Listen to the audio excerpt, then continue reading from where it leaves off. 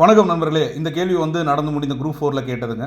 செட்டம் அப்படின்ற சொல்லோட எதிர்ச்சொல்ல கேட்டிருக்காங்க. செட்டம் அப்படின்னா பகை அப்படின்றதான் மீனிங். ஆனால் என்ன அப்படின்னு கேட்டிருக்காங்கன்னா எதிர்ச்சொல் கேட்டிருக்காங்க. பகைக்கு எதிர் பார்த்தீங்கன்னா நட்பு இல்லையா? நட்புனா கேண்மைனா நட்புன்னு சொல்லுவோம். செட்டத்திற்கு எதிர்ச்சொல் கேண்மை. சரிங்களா? இதுக்கு சரியான விடை கேண்மை. அடுத்த கேள்வி பாருங்கள். பாடும் பாடல் என்ற சொற்கள் எந்த பேரச்ச வகை என்ன கண்டறிக. எந்த பேரச்சம் அது பாடும் அப்படின்னா வருங்காலத்தை தான் குறிக்குது. அப்படின்னா எதிர்காலத்தை சொல்கிறது, நிகழ்காலம் இல்லை.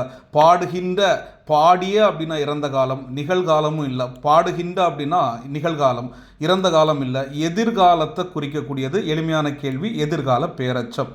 இங்கே பாருங்கள். அடுத்த கேள்வி.